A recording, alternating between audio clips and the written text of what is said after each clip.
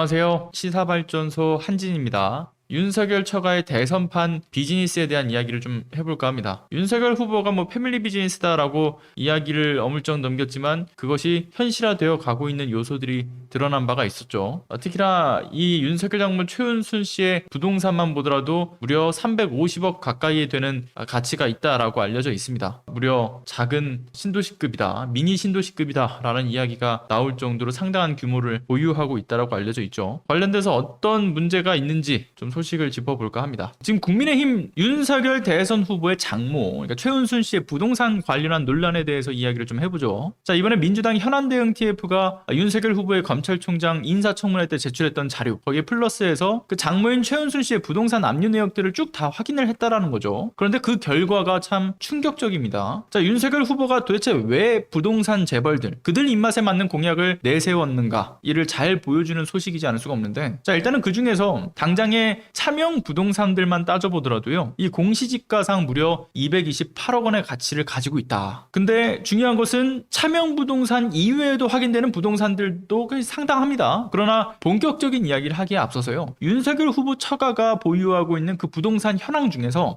가장 많은 면적, 그리고 가장 많은 높은 금액의 공시지가가 매겨지고 있는 부동산은요, 차명 부동산들이죠. 그렇기 때문에 이 문제를 먼저 지적을 하지 않을 수가 없습니다. 자, 일단 윤석열 후보의 장모 최은순 씨가 중과세를 피하려고 하는, 즉 세금 포탈 목적의 불법 차명 부동산 의혹, 무려 재작년이었던 2020년 8월부터 정말 끊임없이 제기되어 왔던 문제죠. 뿐만 아니라 해당 사건의 논란은 거슬러 올라가게 되면 2005년 이전까지도 그 정황들이 계속해서 확인이 돼요. 자, 그래서 일단 사진을 하나 보여드리겠습니다. 작년 12월째에 올라왔던 TF의 보도자료인데요. 태스크포스팀에. 자, 보시게 되면 서울 동부지법에서의 2005년 5월 17일자 약식 명령서에 따르게 되면요, 최은순 씨의 소유임에도 불구하고 최은순 씨의 내연남이자 이 사건의 피고인인 김충식 씨는 본인 소유라고 허위 공수란 혐의로 벌금형을 받은 사건이었습니다. 그리고요, 지금 이 내용을 보시게 되면 벌금 약식 명령에 대해서 처음에는 정식 재판을 요청을 합니다. 근데 정식 재판을 요청을 했다가 결국에는 차명 부동산임을 인정을 해요. 그러니까 윤석열 장모 최은순 씨의 차명 부동산임을 인정을 하고 반성문을 제출을 하죠. 그래서 약식 명령인 벌금형으로 최종적으로 확정된 사건이에요. 그러니까 이미 2005년 최은순 씨가 연관된 재판에서는 최은순 씨의 차명 부동산이 밝혀진 바가 있었죠. 자, 그런데 김충식 씨도 인정, 법원조차도 최은순 씨의 차명 부동산임을 인정을 합니다. 그런데 중요한 것은 약식 명령까지도 받아놓고서 현재까지도 해당 차명 부동산은 여전히 최은순 씨가 아니라 내연남인 김충식 씨의 명의로 되어 있다. 이런 것이 지난해 12월에 밝혀진 바가 있었죠. 즉 부동산 실명법과 조세 포탈 혐의 모두 적용이 되는 범죄 행위로 보입니다. 자, 일단은 부동산 실명법 그 자체만 따져보더라도 5년 이하의 실형이에요. 그러니까 굉장히 중범죄로 분류가 되는 그런 범죄 행위죠. 자, 무엇보다 해당 차명 부동산에 대한 문제가 재판부에 의해서 지적을 받았는데도 불구하고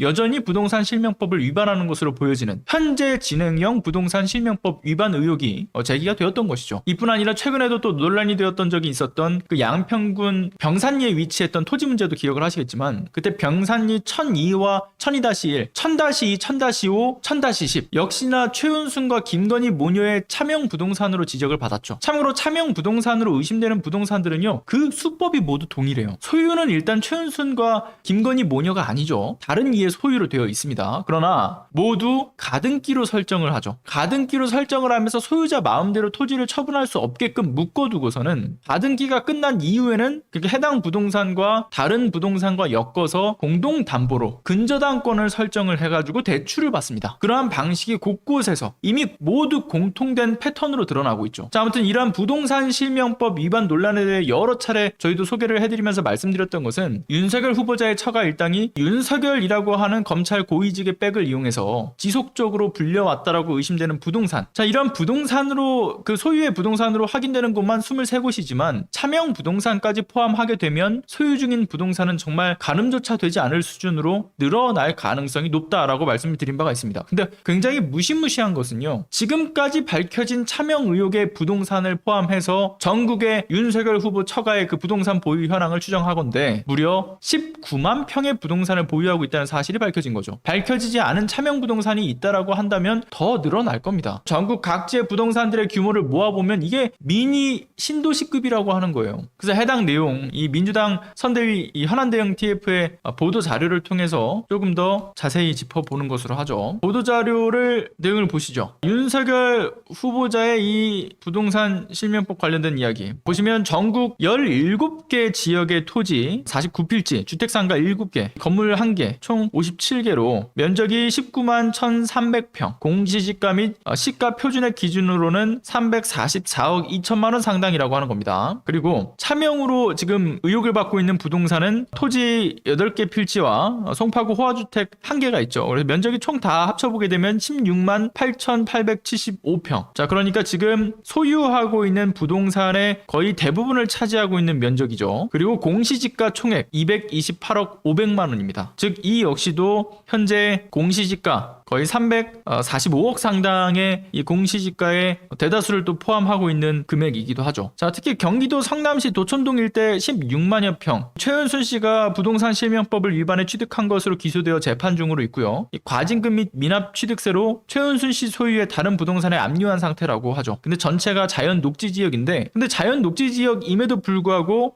인접해 있는 이 대규모 주거단지로 인해서 개발 기대가 상당히 높다라고 합니다. 그래서 공시지가가 무려 214억 7천만 원에 달하는 것이죠. 차명 보유 의혹을 받는 양평군 강산면 일대 1473여 평 그 땅 역시도요. 인접 지역이 개발되고 있습니다. 그래서 기대를 받고 있다고 하죠. 자, 과거에도 최은순 씨 아산 신도시 개발 과정에서 LH 토지 보상금으로만 132억 원 상당을 지급받은 바가 있습니다. 그러니까 윤석열 후보의 처가, 이 처가가 본인 명이나 또는 그 처가의 가족 회사로 알려져 있는 ESIND의 김 씨가 ESIND와 김건희 씨가 대표이사로 재직하고 있는 주식회사 코바나의 명의로 보유 중인 부동산은 총 48개, 총 22,425평, 총액이 116억 원 수준이라고 알려져 있죠. 자, 이 중에 최은순 씨가 취득한 양평군 백안리 땅 약 1,010평, 그리고 공흥리 일대 913평, 이러한 토지를 매입하는 과정에서 허위로 영농 경력을 기재한 농지법 위반 의혹까지도 역시나 검증의 대상이 되는 내용들입니다. 윤석열 후보자의 이 처가가 이러한 부동산 실명법 위반 논란과 어떤 재판이 지금껏 여러 차례 있었고 그 의혹을 확인할 수 있는 이야기도 나왔음에도 불구하고 어떤 정상적인 수사와 기소 그리고 재판의 결과까지 정말 정상적으로 이어지지 못했던 이유는 역시나 윤석열 후보자의 영향력이 미쳤던 것으로 의심이 되는 대목이죠. 게다가 그에 덧붙여가지고 선거는 패밀리 비즈니스다라고 이야기를 했던 윤석열 후보의 의중이 바로 앞서 보셨던 보도 자료를 통해서 확인되는 부분도 있습니다. 처가가 불법과 편법으로 불려왔던 이 막대한 부동산들 상위 1%에 해당하는 가구가 국토의 30%가 넘는 토지를 보유하고 있고 법인 상위 1%는 그 법인 소유 국토의 70% 이상을 보유하고 있는 불균형적인 어떤 시장의 모습 속에서 심지어는 상위 10%로 넓히게 되면 국토의 대부분을 이 부동산 재벌들이 소유하고 있는 것인데 바로 이들 소수의 부동산 재벌들의 입속 바로 이들과 같은 배를 타고 있는 윤석열 처가의 부동산 비즈니스를 윤석열 후보가 더욱 탄탄하게 만들어주기 위해서 지금 바로 열심히 부동산 보유세 완화 공약이라든가 종부세 폐지에 대한 이야기를 끊임없이 꺼내 들었던 것으로 보여지는 것이죠. 이미 이러한 공약들이 나왔을 때부터 처가의 비즈니스를 돕기 위한 공약이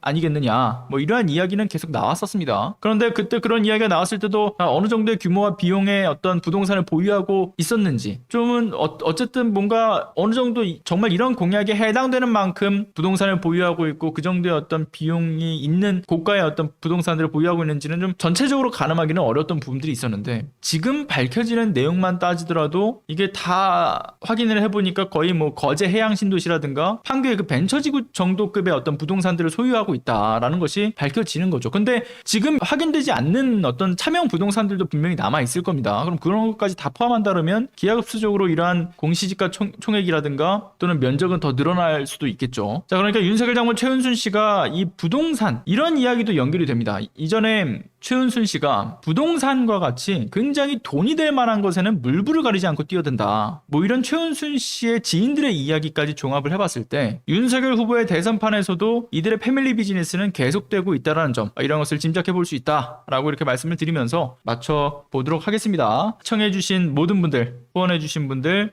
그리고 적극적으로 채팅과 댓글 달아주신 분들 모두 진심으로 감사드리고요. 감사합니다.